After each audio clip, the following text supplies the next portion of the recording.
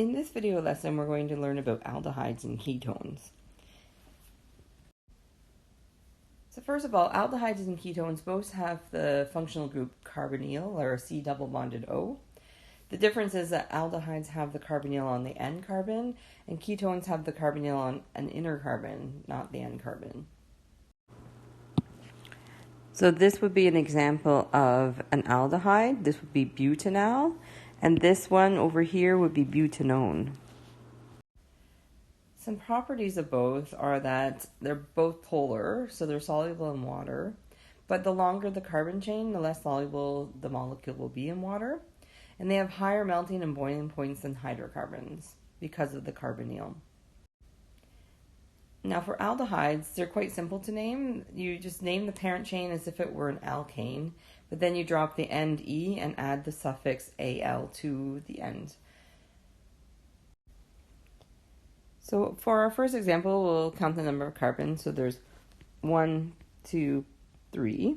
So if it were an alkane, it would be propane, but we dropped the E, so it's going to be propanal. And that's how you name an aldehyde. So a few examples of some aldehydes here. So this one has 1 carbon, so it would be methanal. This here would be ethanal. There's 2 carbons. We know it's an aldehyde because the carbonyl's on the end carbon. This one's a little bit trickier. So this is carbon 1, 2, 3, 4, 5, 6. So there's 6 carbons, and we need to make sure that we add the groups and we number them using the lowest number of groups. So we're going to make sure that this will be at the 1 position. So this would be 2 and then 4. So this is going to be, and I'll write this one down, 2 chloro, 4 ethyl, 1 hexanal. So that one's a little bit trickier because it has some extra groups. Now for ketones, there's a little bit more involved.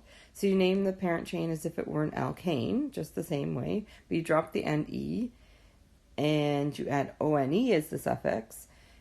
But if needed, you number the position of the carbonyl, depending on the length of the ketone.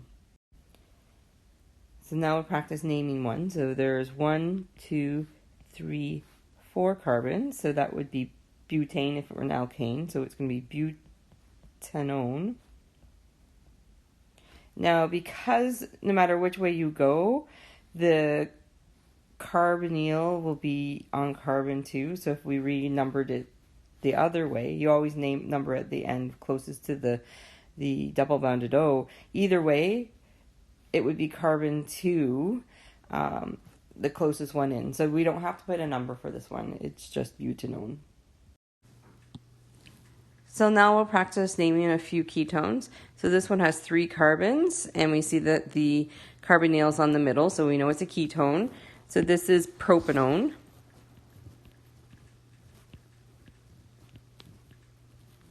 The next one, you can see that there's 1 carbon, 2, 3, 4, and on carbon 2 and carbon 3, there is a carbonyl. So this one is going to be 2, 3 buta. Because there's 2, we have to put dione.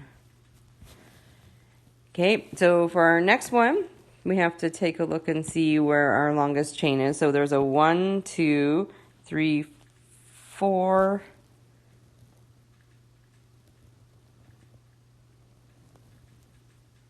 5.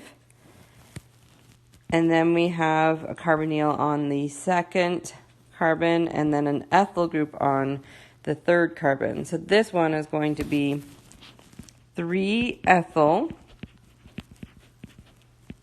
2 pentanone. So that's how you name them. So now we'll practice with some of these. So the first one, we're being asked to draw propanone. So you always want to draw the parent chain first, like so. And then, because it's a ketone, the carbonyl must be on the middle carbon. And then you just fill the rest in with hydrogen, like so.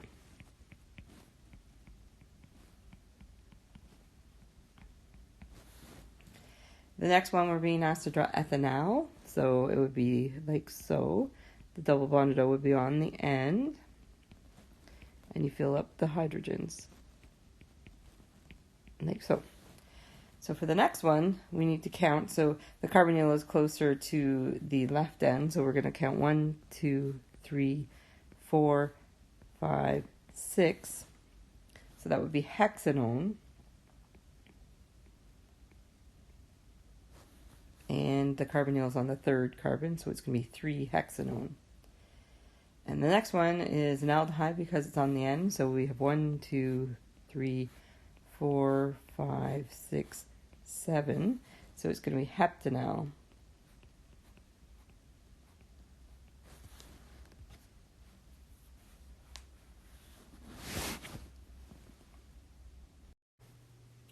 So aldehydes and ketones can be formed when we oxidize primary alcohols.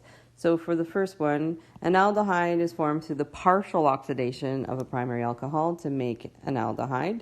So we started off with propanol, and we end up with propanal. So these hydrogens are lost so that we can form a double bond and make propanal.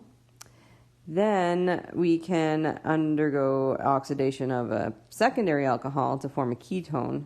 So again, we lose the hydrogens right here so that a double bond can form here. So we end up with propanone.